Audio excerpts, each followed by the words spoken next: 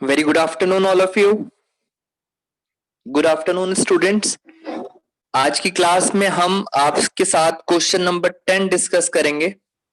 मैं आपको पहले 5 मिनट्स दे रहा हूं, आप खुद एक बार ट्राई करो क्वेश्चन नंबर 10।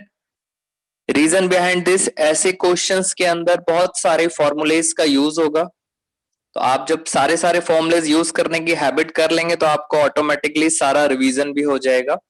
एक बच्चा आस्था ने क्वेश्चन कर भी लिया, प्रियांश बच्चे ने भी कर लिया क्वेश्चन। बेटा अभी 2 मिनट्स और दे रहा हूं आपको, क्वेश्चन को आराम से स्टडी करो और फिर हम सॉल्व करेंगे। मैंने अपनी जो वीडियोस थी असाइनमेंट की वीडियोस, उसके अंदर भी ये क्वेश्चन पूरा सॉल्व किया हुआ है। स्टिल आज लास्ट क्लास है हमारी इस चैप्टर की, तो इसको आज चैप्टर को वाइंड अप करते हैं, खत्म करते हैं। तो आप सब बच्चों ने क्वेश्चन करना है। दिव्या का भी क्वेश्चन कंप्लीट। चलो अब हम क्या करेंगे, क्वेश्चन नंबर 10 अब मैं सॉल्व करूंगा। बेटा बोल सकते हो दीज क्वेश्चंस आर इम्पोर्टेंट। ये क्वेश्चंस पेपर में बहुत चांसेस होते हैं पेपर में आने के। क्या कह रहे हैं, कैलकुलेट करंट असेट्स, यानी आपको सीए निकालना है, करंट असेट्स निकालना है।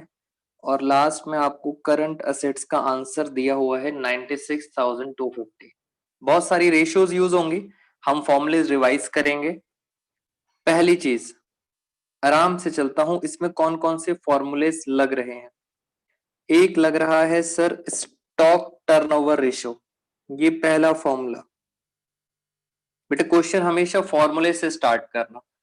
स्टॉक टर्नओवर रेशियो है 4 टाइम्स, आंसर आता है टाइम्स में, पहला ये। दूसरा देखते हैं, दूसरी रेशियो दे रखी है ग्रॉस प्रॉफिट रेशियो, और थर्ड रेशियो दे रखी है क्विक रेशियो। यानी 3 फॉर्मूलेज हैं, तीनों फॉर्मूलेज आपको याद होने चाहिए। अब कुछ और बातें कर लेते हैं। जैसे सेल्स दिया हुआ है, सेल को अब आप बोलते हो रेवेन्यू फ्रॉम ऑपरेशन। स्टॉक को आप बोलते हो इन्वेंट्री। तो इस तरह से चीजें हैं। अब जरा हम क्वेश्चन पे आ जाते हैं। मैं क्लास आज की स्टार्ट करता हूं इसके साथ। ये हमारा है क्वेश्चन नंबर 10। और आज डेट क्या है, आज डेट है 19th ऑफ अक्टूबर। बेटा लास्ट क्लास है रेशियो चैप्टर की, नेक्स्ट क्लास से नेक्स्ट चैप्टर स्टार्ट करेंगे और इसके अंदर हम डिस्कस कर रहे हैं क्वेश्चन नंबर 10। हाँ जी, पहली रेशियो है स्टॉक टर्नओवर रेशियो। तो स्टॉक टर्नओवर रेशियो का जो नया नाम है वो नया नाम है इन्वेंट्री टर्नओवर रेशियो। और अगर आप बच्चों को फॉर्मूला याद है, बेटा नया फॉर्मूला लिखना है, नया फॉर्मूला। ऊपर क्या आता था सर, ऊपर आता था कॉस्ट ऑफ गुड सोल्ड, और उसका नया नाम होता है cost of revenue from operation. नीचे आता था एवरेज स्टॉक, फॉर्मूला याद रखो, एवरेज स्टॉक, वेरी गुड। तो एवरेज स्टॉक को अब हम क्या बोलेंगे, एवरेज इन्वेंट्री। बेटा सीबीएसई की गाइडलाइंस कहती हैं if student right formula correctly than half marks will be awarded. आधा नंबर मिलेगा अगर आपने फॉर्मूला सही लिखा। तो फॉर्मूला आपने सही लिखना है एकदम। उसके बाद हम चलते हैं आगे, एक और फॉर्मूला दिया हुआ है हमें, वहां चलते हैं। फिर दिया है ग्रॉस प्रॉफिट रेशो, तो मैंने यहाँ पे लिखा ग्रॉस प्रॉफिट रेशो। बेटा ग्रॉस प्रॉफिट रेशो का फॉर्मूला क्या था सर, इसका फॉर्मूला था ग्रॉस प्रॉफिट, एक बच्चे ने मेरे से पूछा भी था, ग्रॉस प्रॉफिट अपॉन में रेवेन्यू फ्रॉम ऑपरेशन इनटू 100, ये दिया हुआ है। यानी हाफ मार्क्स आपको और मिल गए। तो आपने 2 फॉर्मूलेज लिखे, आपको हाफ ऑफ मार्क्स मिल गए। और एक लास्ट में एक और दिया है क्विक रेशियो, तो मैं क्विक रेशियो का भी फॉर्मूला यहाँ लास्ट में लिख देता हूं। बेटा किसी बच्चे को याद है क्विक रेशियो का क्या फॉर्मूला होता था? क्विक रेशियो का मतलब होता है लिक्विड रेशियो, याद करो, जल्दी बताओ। चंदू आया, चाय लाया, वेरी गुड। बेटा हाँ, इसमें चंदू नहीं आया था, इसमें लालू आया था, लालू आया। Liquid assets. और क्या लाया? चाय लाया। चाय का मतलब होता है करंट लायबिलिटी। तो ये इसके तीनों फॉर्मूलेस लिख दिए और तीनों के बदले कितने कितने मिल गए आपको? हाफ ऑफ मार्क्स मिल गए एज पर सीबीएसई।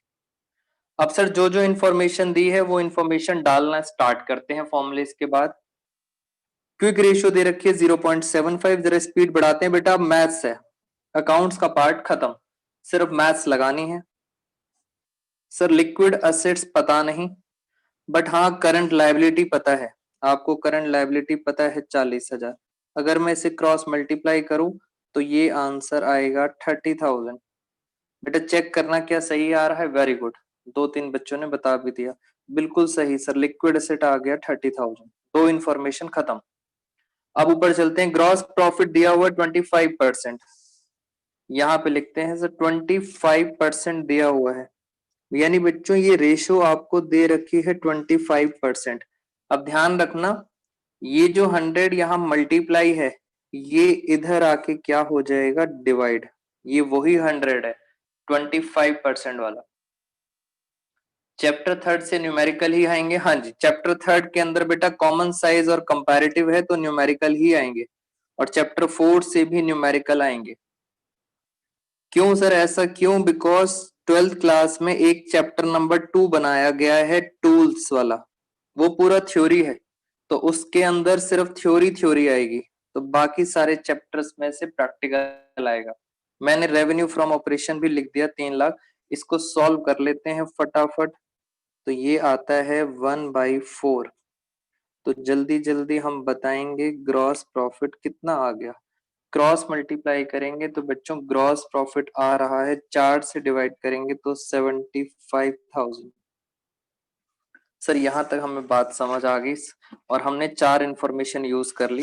अब मैं आपके साथ एक स्टार डाल के बात करना चाहता हूं। हमने एक फॉर्मूला पढ़ा था पहले, बहुत पहले, कि जिसका मतलब था net sales minus cost of goods sold is equal to GP. Net sale दिया हुआ है 3 लाख। सर कॉस्ट नहीं पता, मगर जीपी अभी निकाला है 75,000। क्या आप बच्चे मुझे कॉस्ट बता सकते हो? कॉस्ट कितनी आएगी बेटा? कितनी आएगी कॉस्ट? जल्दी जल्दी बताएंगे। वेरी गुड आस्था मंथन जैन, वेरी गुड। कह रहे हैं सर कॉस्ट आएगी 2,25,000। वेरी गुड प्रेक्षा रीचा। ज्योति ने भी आंसर बताया है 2,25,000। सर ये कॉस्ट ही तो होता है जो आपको ऊपर यूज करना था, तो आपका एक काम तो आसान हो गया। आपको सर कॉस्ट तो पता लग गई। Cost of revenue from operation है 2,25,000। अभी सर हमारे पास एवरेज इन्वेंट्री हमें नहीं पता, बट क्या आपको आईटीआर, इन्वेंट्री टर्नओवर रेशो, बेटा कॉस्ट अभी अभी निकाली थी ना, कॉस्ट ऑफ गुड्स सोल्ड, और ये दे रखी है स्टॉक टर्नओवर रेशो 4 टाइम्स, तो ये दे रखी है 4 टाइम्स। अगर हम इसे क्रॉस मल्टीप्लाई करें तो हमारे पास फाइनली आ जाएगी एवरेज इन्वेंट्री। मैंने आपको पहले ही कहा था, मैंने आपको कहा था कि अब मैं अकाउंट्स नहीं, सारा का सारा मैथ्स का पार्ट है, और बच्चे कह रहे हैं सर इसको सॉल्व करके एवरेज आ जाएगा 56,250। मैं बहुत आराम से करा रहा हूं आपको। अब क्वेश्चन ये है, एवरेज का फॉर्मूला क्या होता है? सारी लाइंस खत्म, सिर्फ एक ही लाइन रह गई है, लास्ट लाइन। सारे क्वेश्चन खत्म, लास्ट लाइन रह गई है। अब पहले तो मैं बात करता हूं एवरेज। यहीं पे आ जाओ जरा मेरे साथ साथ। सर एवरेज का क्या फॉर्मूला होता है? एवरेज का फॉर्मूला होता है opening inventory plus closing inventory divide by 2। Average हमें पता है, एवरेज दे रखा है 56,250। 2 इधर डिवाइड है, इधर आके क्या हो गया? मल्टीप्लाई। अब बचा क्या? Opening plus closing. आपको ये स्टेटमेंट समझ आनी चाहिए। सर ये स्टेटमेंट क्या बोल रही है? कह रहे हैं stock in the end, closing stock is 20,000 मोर। मोर का मतलब होता है ज्यादा। क्लोजिंग स्टॉक 20,000 ज्यादा है, किससे ज्यादा है? ओपनिंग से। तो हमने क्या करा, हमने ओपनिंग स्टॉक को क्या मान लिया? एक्स। बेटा ओपनिंग को मान लिया एक्स, तो क्लोजिंग, ओपनिंग को एक्स माना तो क्लोजिंग कितना होगा? क्लोजिंग है 20,000 ज्यादा। वेरी गुड, कुछ बच्चों ने बता भी दिया सर क्लोजिंग है 20,000 ज्यादा, यानी एक्स प्लस 20,000, ये है आपका क्लोजिंग। एक्स प्लस 20,000, तो मैं क्लोजिंग में लिख देता हूं x plus 20,000। It mean sir ये है ओपनिंग और ये है क्लोजिंग, 20,000 ज्यादा। ये इक्वेशन आ गई, इस इक्वेशन को हमें सॉल्व करना पड़ेगा। 2x, यहाँ प्लस 20,000 था, तो वहां जाके क्या हो जाएगा? माइनस हो जाएगा। जरा करें इसको मल्टीप्लाई, 56,250 इंटू 2, 56250 इंटू 2, ये आ गया सर 1,12,500। फिर ये माइनस कर देंगे 20,000, माइनस कर देंगे तो ये आएगा 92,500 इज इक्वल टू 2x। फिर 2 से इसको डिवाइड किया, 2 से इसको डिवाइड किया, तो ये आ गया 46,250 इज इक्वल टू x। और x हमने क्या माना था? हमने x ये माना था ओपनिंग, तो ओपनिंग कितना आ गया? 46,250। तो जल्दी जल्दी बच्चों बताओ क्लोजिंग कितना आएगा? क्लोजिंग 20,000 ज्यादा है, 46 से 20,000 ज्यादा है। Very good Vimanyu, Divya, very good. Closing 20,000 ज्यादा है, तो सर क्लोजिंग कितना आ गया? 66,250। सर क्लोजिंग स्टॉक आपने निकाल लिया। बेटा कहानी तो सारी खत्म हो गई, सब कुछ पढ़ लिया, मगर सर करंट असेट्स तो नजर नहीं आ रहे। करंट असेट्स कैसे निकलेंगे? अब आते हैं हम अपने करंट असेट्स वाले फॉर्मूले पे। ये देखो, ये क्या दिया हुआ है? ये दिया हुआ है लिक्विड एसेट।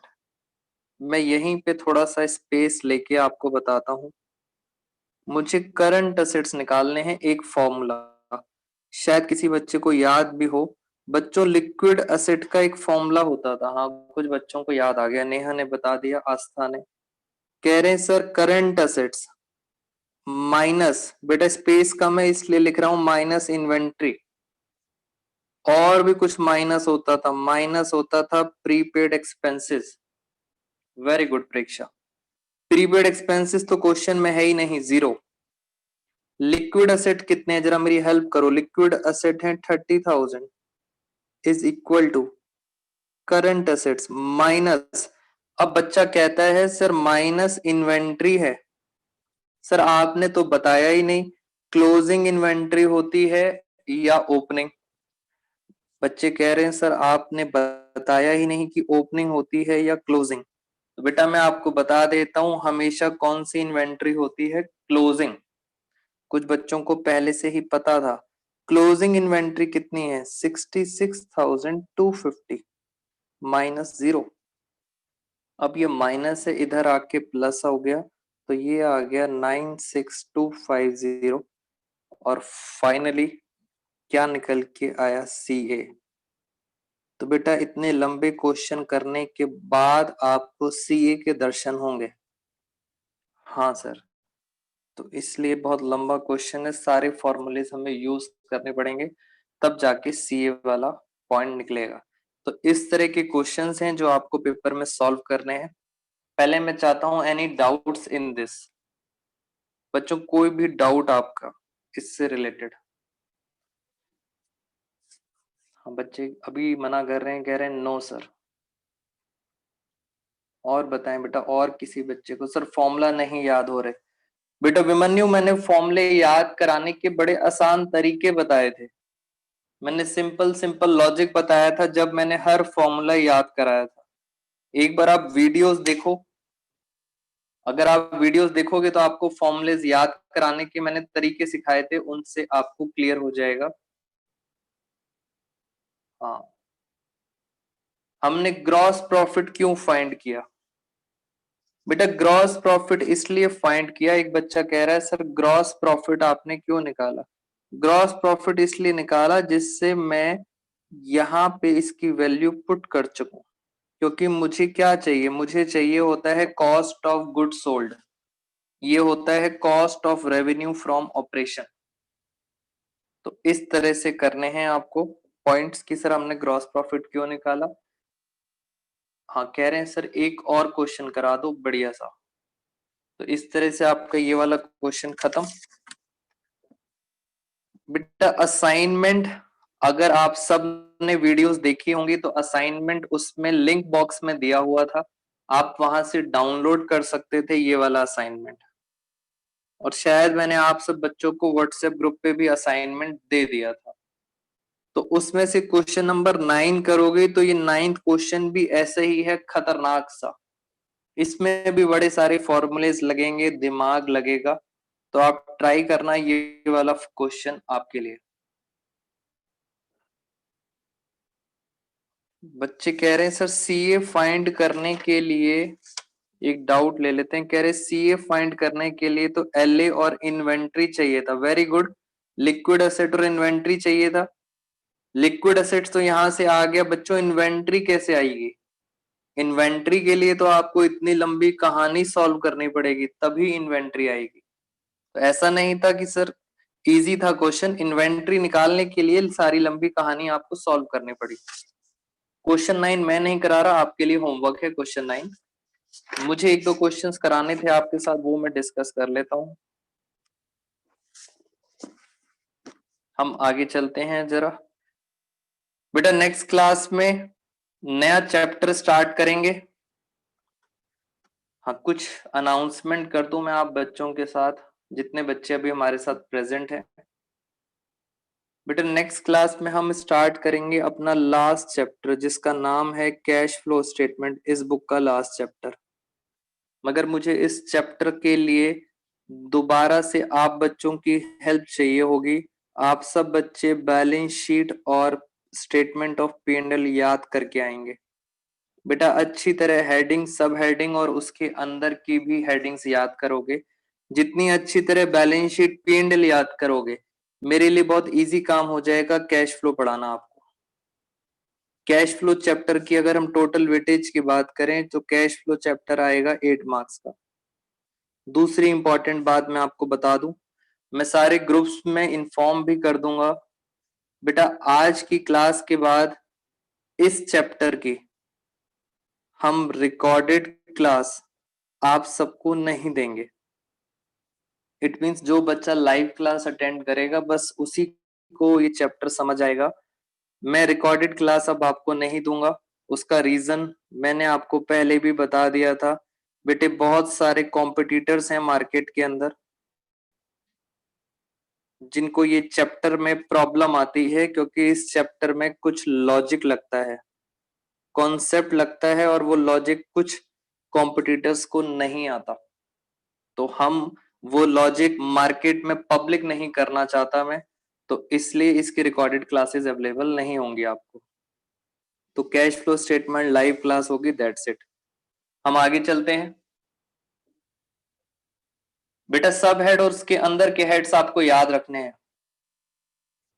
एक बच्चे ने बहुत बड़ा मैसेज टाइप कर दिया, एक बार पढ़ लेते हैं। इतनी मुश्किल से बच्चे ने टाइप करा है मैसेज। सर ये 50% रिड्यूस सिलेबस की चर्चा हर जगह हो रही है, तो ये कंफर्म है और सीबीएसई बोर्ड एग्जाम जुलाई में होंगे? हाँ अच्छा। बेटा मैं रिकॉर्डेड नहीं करूंगा क्लास, आप मेरे से बोलेंगे कि सर रिकॉर्डेड अवेलेबल हमारी क्लास है, ये हो XYZ इंफॉर्मेशन मैं नहीं दूंगा, बिकॉज फाइनली क्लास घूम फिर के यहाँ तक पहुंच जाती है। तो मेरे से कुछ भी एक्सपेक्ट मत करना कि मैं आपको कैश फ्लो की रिकॉर्डेड क्लास दूंगा। उसके बाद बच्चे कह रहे हैं सर सिलेबस रिड्यूस हो रहा है। बेटा इंफॉर्मेशन तो आ रही है सिलेबस रिड्यूस होने की, बट कोई प्रॉब्लम नहीं है, जितना चल रहा है नॉलेज के लिए भी पढ़ सकते हैं हम। और मुझे लगता है शायद सिलेबस रिड्यूस शायद नहीं होगा। एनीवेज हम आगे चलते हैं कुछ क्वेश्चंस कराने के लिए आपको। मुझे आपको क्वेश्चन कराना था, जैसे बच्चों मेरी बात सुनना ध्यान से। ये करंट रेशो दे रखी है आपको। करंट रेशो का फॉर्मूला होता है CA अपॉन में CL। हाँ अफवाह है सर ये। लास्ट टॉपिक चल रहा है रेशियो एनालिसिस का। करंट रेशियो का फॉर्मूला होता है सीए और सीएल। और करंट एसेट्स क्या होती हैं आप सब बच्चों को पता होना चाहिए। करंट लायबिलिटीज क्या होती हैं ये भी आपको पता होना चाहिए। करंट रेशियो दे रखी है फॉर एग्जांपल 2:1 क्वेश्चन में गिवन है। बस क्वेश्चन में इतना ही गिवन है करंट रेशियो।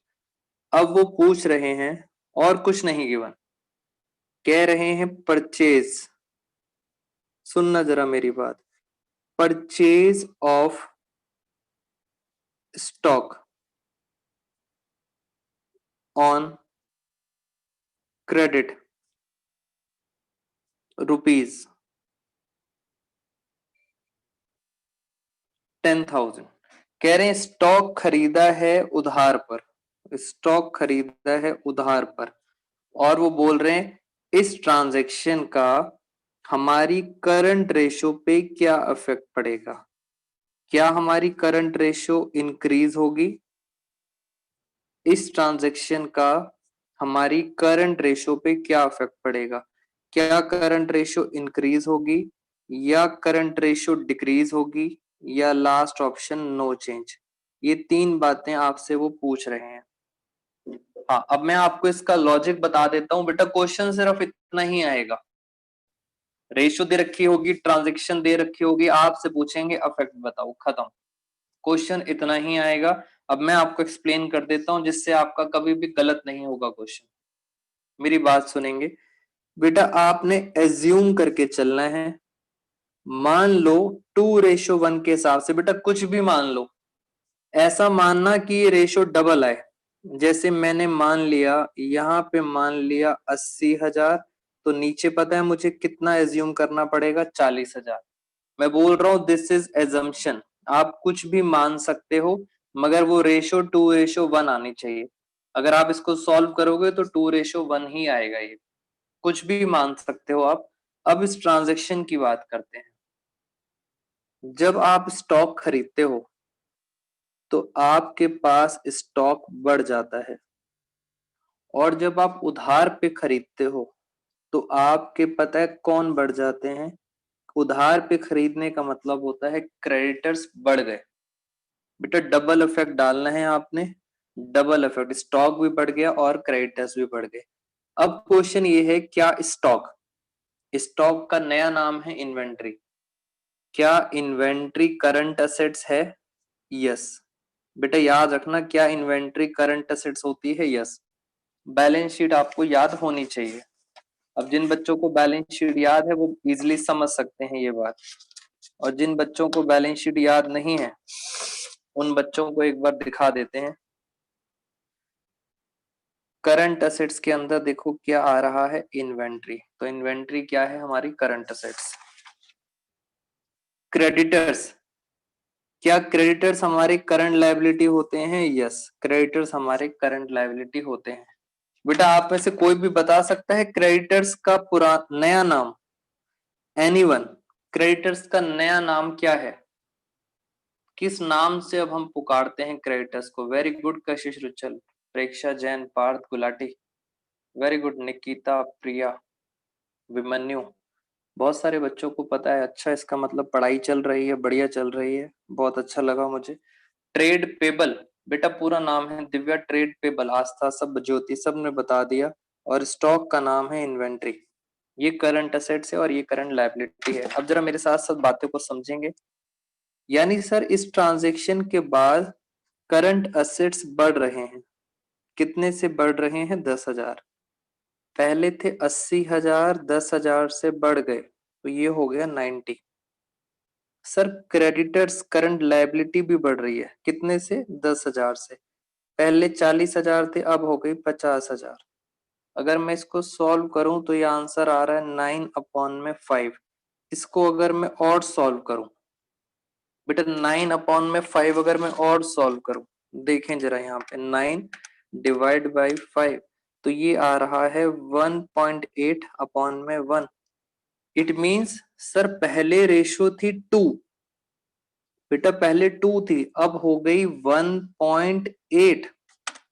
इसका मतलब आपकी रेशो ना बढ़ी है ना नो चेंज। रेशो आंसर क्या है? डिक्रीज। तो बेटा जो बच्चे इंक्रीज बता रहे थे, नो चेंज बता रहे थे, उनका आंसर गलत हो गया। तो आपने सर एजम्पशन लेके चलनी है। मेरे पास तरीके हैं कि मैं रटवा सकता हूं आपको ये, बट मैं चाहता हूं कि आप ना रटो, लॉजिक चलो। एक और एग्जांपल लेके चलते हैं। एक बच्चे की रिक्वेस्ट आई है, सर एक बार और बता दो। लो मैं एक और ट्रांजैक्शन लेके चलता हूं। अब आप इसको भूल जाना। अब आप ये मान के चलना कि ये हमारा क्वेश्चन है। ये हमारा क्वेश्चन है बेटा, करंट रेशो दे रखी होगी 2:1। अभी मैं दिखाता हूं पेपर में कैसे आएगा। हाँ, ये रेशो दे रखी है 2:1। ये मैंने एजम्पशन ले ली, कुछ भी एज्यूम कर लिया जिसका आंसर किस में आ रहा है, 2:1 में आ रहा है। अब मैं आपके साथ ट्रांजैक्शन लिखने जा रहा हूं और आपको बताना है उस ट्रांजैक्शन का इस रेशो पे, करंट रेशो पे क्या इफेक्ट पड़ेगा, इंक्रीज होगा, डिक्रीज होगा या नो चेंज। तो मेरे सामने क्वेश्चन आ गया, land and building sold at ₹20,000।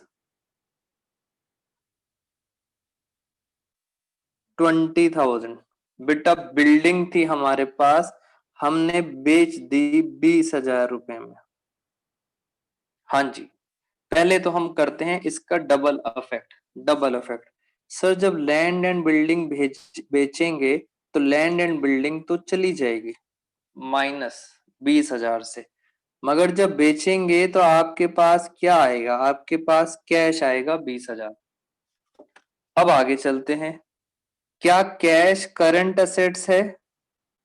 Yes sir, cash हमारा करंट असेट्स होता है, मगर लैंड एंड बिल्डिंग तो सर हमारा नॉन करंट असेट्स है, जिसका कोई यूज नहीं है इस रेशो में, क्योंकि इस रेशो में तो सिर्फ करंट असेट्स चाहिए और करंट लायबिलिटी, तो नॉन करंट असेट्स का कोई रोल नहीं है।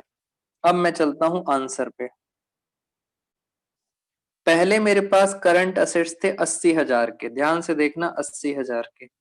करंट असेट्स बढ़ गए, कितने से बढ़ गए? 20,000, यानी करंट असेट्स हो गए अब 1,00,000। सर करंट लायबिलिटी थी पहले 40,000, क्या कुछ करंट लायबिलिटी में चेंज हुआ है? नो सर, तो करंट लायबिलिटी 40,000 की 40,000 ही रहेगी। अगर मैं इसको सॉल्व करता हूं तो आंसर आएगा 2.5:1। अब आंसर आपकी बारी। पहले था 2, अब है 2.5। इसका मतलब सर आपकी रेशो क्या हो रही है? इंक्रीज हो रही है। हाँ, वेरी गुड बीना गोमजी, रेशो क्या हो रही है? इंक्रीज हो रही है। इस तरह से बच्चों क्वेश्चन आएंगे, दिमाग लगाना पड़ेगा इन क्वेश्चंस के अंदर कि सर डबल इफेक्ट और उसके बाद बैलेंस शीट याद होनी चाहिए। मैं एक बार असाइनमेंट में देखता हूं क्वेश्चन।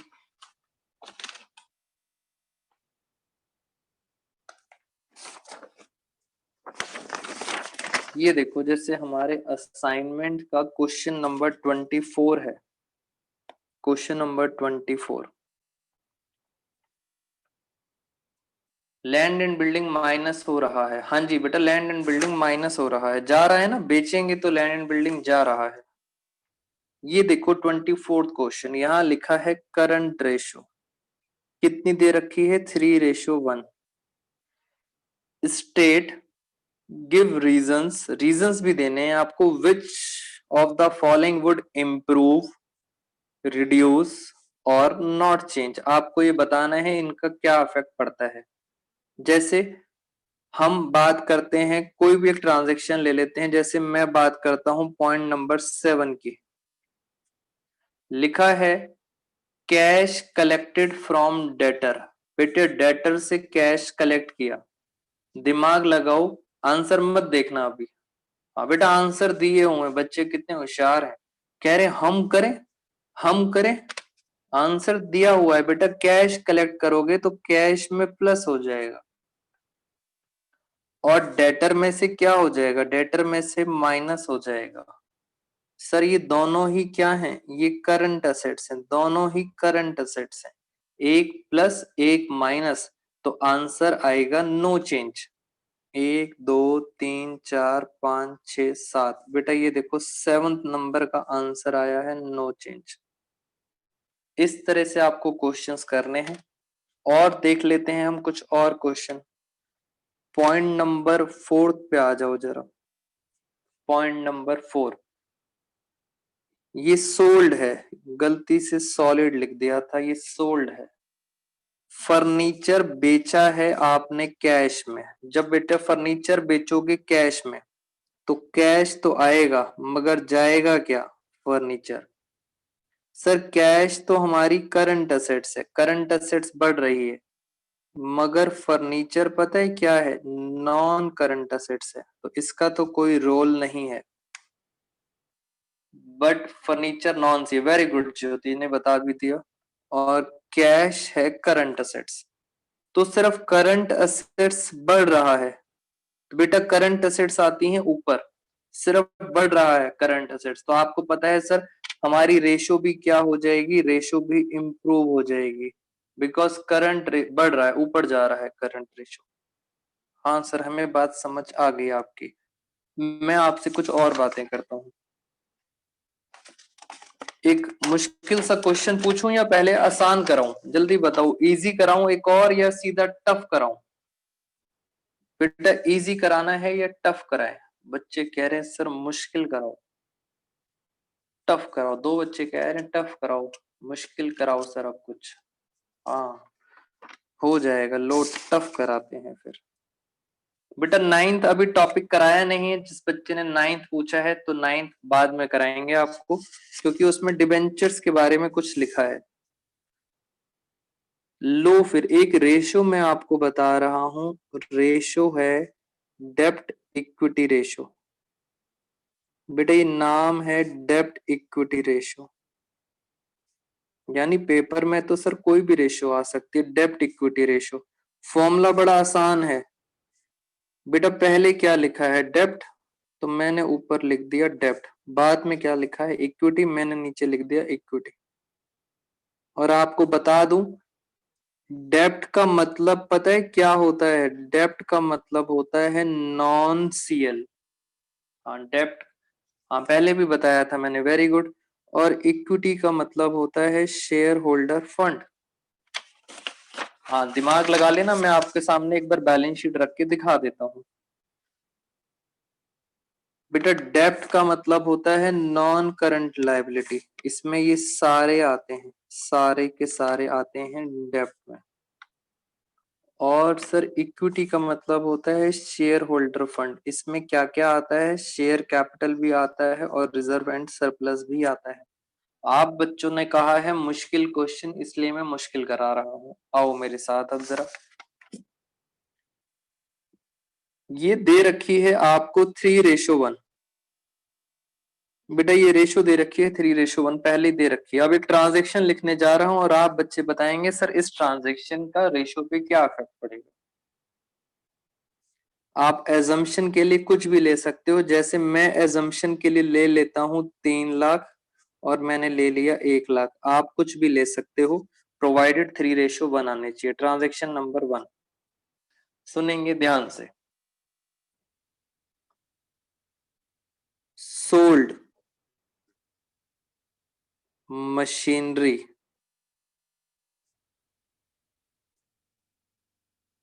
एट रुपीज 1,50,000, जिसकी बुक वैल्यू, बेटा मशीनरी की बुक वैल्यू थी 1 लाख रुपए। 1 लाख की मशीन की बुक वैल्यू थी, यानी बैलेंस शीट में थी 1 लाख, आपने बेची है 1,50,000 में। मैं आप बच्चों से आंसर पूछ रहा हूं, इस ट्रांजैक्शन का इस रेशो पे क्या इफेक्ट पड़ेगा? इंक्रीज, डिक्रीज और नो चेंज? आराम से करो, टेक योर टाइम। मैं देखना चाहता हूं कौन सा बच्चा दिमाग लगा रहा है। हाँ सर देखते हैं। सौरभ कहता है नो चेंज, नेहा कहती है डिक्रीज, आस्था कह रही है इंक्रीज, विमन्यु डिक्रीज। बेटा take your time. Nikita increase, Richa increase, Manthan increase, Kashish increase, Preksha no change. हाँ कशिश रुचल आंसर बता रही है नो चेंज। पार्थ, अब मेरी बारी आ गई। बेटे ज्यादातर बच्चों का आंसर गलत है। हाँ ज्यादातर बच्चों का आंसर गलत है। आओ जरा ध्यान से। जब मशीनरी बेचेंगे तो मशीनरी तो चली जाएगी। पता है मशीनरी कितने की चली जाएगी? मशीन चली जाएगी 1 लाख रुपए की मशीनरी चली गई। सर जब बेचेंगे तो आपके पास कैश आएगा। कैश 1,50,000 आएगा जितने में बेचा। बेटा सिंपल सी बात चल रही है। और ऐसा करने में आपको प्रॉफिट हो गया। 1 लाख का सामान अगर 1.5 लाख में बेचोगे तो प्रॉफिट हो गया 50,000। पहले हम देखते हैं ये चीजें बैलेंस शीट में कहाँ आती हैं। मशीनरी आता है नॉन सीए, कैश आता है सीए। बच्चों प्रॉफिट कहाँ आता है? बैलेंस शीट में प्रॉफिट कहाँ आता है? जल्दी बताओ, बैलेंस शीट में प्रॉफिट कहाँ आता है? कह रहे हैं सर बैलेंस शीट में प्रॉफिट आता है शेयर होल्डर फंड के अंदर। Very good. जिन बच्चों ने ध्यान से पढ़ा होगा शेयर होल्डर फंड में सरप्लस लिखा हुआ आता है।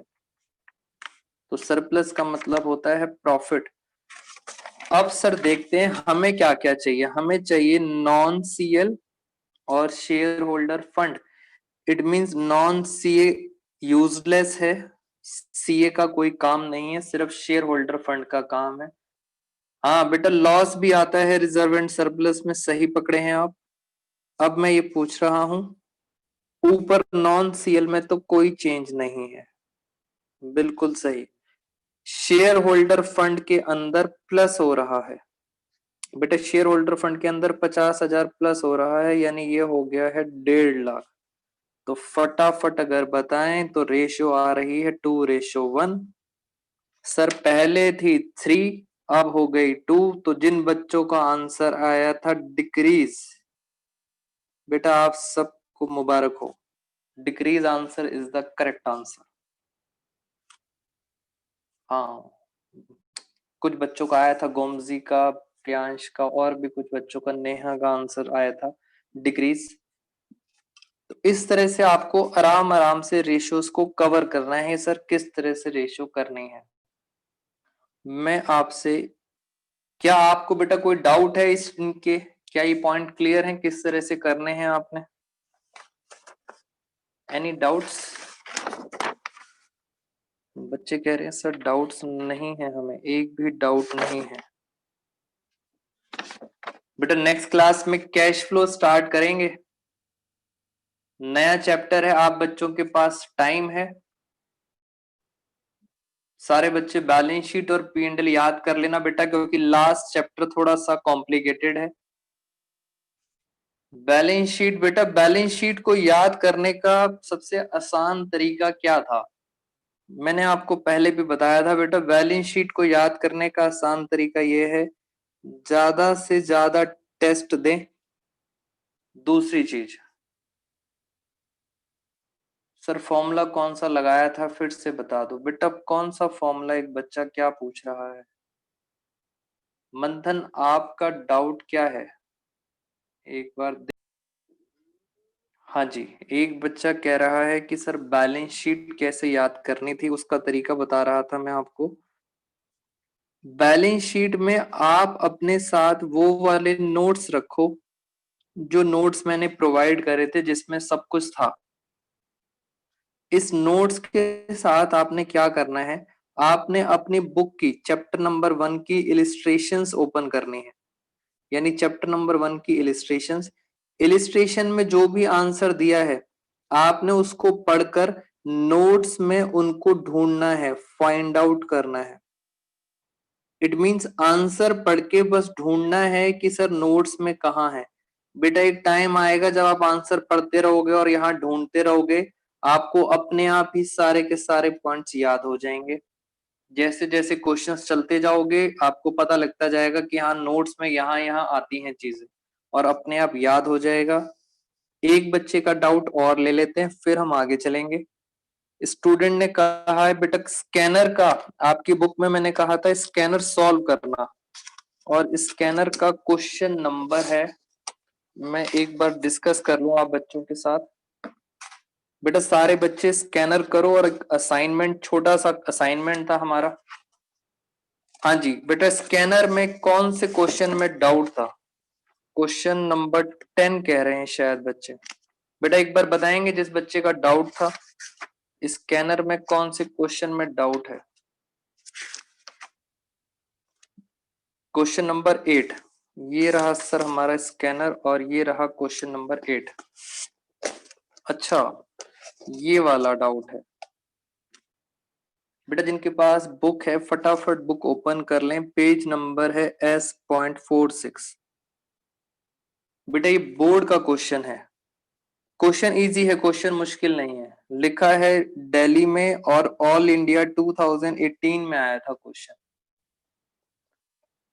मैं एक बार क्वेश्चन रीड कर देता हूं जिन बच्चों के पास बुक नहीं है। क्वेश्चन में पूछा गया है कैलकुलेट इन्वेंट्री टर्नओवर रेशो। बेटा इन्वेंट्री टर्नओवर रेशो का फॉर्मूला क्या था? फॉर्मूला था, नीचे पढ़ो आप, इन्वेंट्री टर्नओवर रेशो का फॉर्मूला था cost of revenue from operation upon में एवरेज इन्वेंट्री, और एवरेज का फॉर्मूला होता है opening plus closing divide by 2। Very good. अब जरा देखते हैं सर, यहाँ पे ना दो दो साल हैं, एक 15-16 है और एक 16-17 है। कह रहे हैं दोनों साल का निकालो, दोनों साल का निकालो। पहले मैं आपको ये वाला निकाल के दिखाता हूं लास्ट ईयर। पहले मैं कौन सा दिखा रहा हूं आपको? Last year.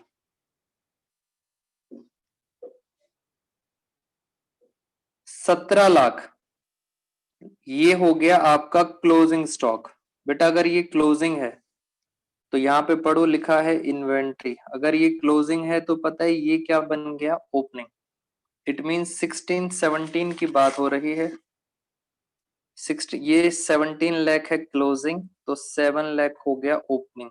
जल्दी बताओ एवरेज कितना हुआ? 17 लाख और 7 लाख का एवरेज 17 और 7 कितना होता है? मैं यहाँ पे आपको करके दिखा देता हूँ। बेटा क्वेश्चन 17 और 7 होता है 3 24 को 2 से डिवाइड करेंगे तो एवरेज आ गया 12 लाख। एवरेज तो आ गया 12 लाख। नीचे लिखा है रेवेन्यू फ्रॉम ऑपरेशन और लिखा है ग्रॉस प्रॉफिट 25%, मगर 25% किसका है? कॉस्ट का। बेटा 25% है कॉस्ट का। मैं आपको बता देता हूँ ये क्वेश्चन में क्या लिखा है, आओ मेरे साथ जरा यहाँ पे। बेटा क्वेश्चन में मुश्किल नहीं था, बस एक एवरेज वाला पॉइंट था। Question number 8 inventory turnover ratio, और ये हम कौन से साल की निकाल रहे थे? हम लास्ट ईयर की निकाल रहे थे, 16-17 की। आप सब बच्चों ने मुझे बता दिया एवरेज इन्वेंट्री आ रही थी 12 लाख। और नीचे इंफॉर्मेशन क्या दिया हुआ है? मैंने आप सबको बोला था एक फॉर्मूला होता है RFO मतलब net sale minus cost of good sold. Cost of good sold का मतलब होता है cost of RFO is equal to gross profit. ये हमने फॉर्मूला पढ़ा था, sale minus cost is equal to GP। Sale दी हुई थी 75 लाख। बेटा सेल है 75 लाख। सबसे अच्छी बात लिखी थी प्रॉफिट है 25%, मगर ध्यान से पढ़ेंगे तो 25% कॉस्ट का था, 25% दिया हुआ था कॉस्ट का। कॉस्ट तो सर पता नहीं, कॉस्ट को x मानेंगे तो प्रॉफिट कितना हो जाएगा? 25% ऑफ x। अब इस इक्वेशन को हमें सॉल्व करना है फटाफट, ये माइनस है वहां जाके हो जाएगा प्लस। अगर हम इसको सॉल्व करते हैं तो फाइनली हमारे पास आ जाएगा x, और मैं सीधा बुक से देख लेता हूं। x आ रहा है मेरे पास 60 लाख। बेटा x आ गया 60 लाख, यही तो फॉर्मूला था सर, x आ गया 60 लाख। तो इसको सॉल्व कर लेते हैं। 5 टाइम्स आंसर आ गया। ये मैंने कौन से साल का निकाल दिया? 16-17 का। अब ऐसे ही निकालना है आपने प्रीवियस ईयर 15-16। बेटा ये क्वेश्चन आ गया आपके सामने। अब मैं आपको बताता हूँ डाउट क्या होगा।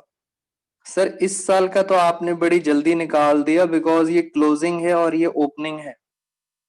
अगर हम इस साल की बात करें, इस साल की बात करें तो सर ये क्लोजिंग है, मगर इससे पहले वाला ओपनिंग कैसे मिलेगा? बच्चा कहता है इससे पहले वाला ओपनिंग कैसे मिलेगा? बेटा उसके लिए आपको नीचे लाइन पढ़नी पड़ेगी। In the year 15-16 inventory increase by 2 lakh.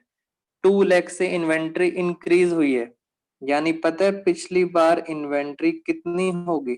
पिछली बार होगी 5 लाख, तभी तो 2 लाख बढ़ गई। तो यहां से आपको ओपनिंग और क्लोजिंग पता लग जाएगा। 7 और 5 होता है 12, 12 को 2 से डिवाइड किया तो ये आ गया एवरेज 6 लाख। बेटा कशिश रुचल आपका डाउट था, मैंने आपका डाउट क्लियर कर दिया है। एक बार दोबारा से क्वेश्चन कंप्लीट करना, ये वाला मैथ समझना, तो इजीली हो जाएगा आपको। क्या आपको मेरी बात समझ आ गई है बेटा? स्कैनर के क्वेश्चंस, हाँ जी जल्दी जल्दी बताएंगे। स्कैनर के क्वेश्चंस क्लियर हैं आप सब बच्चों को?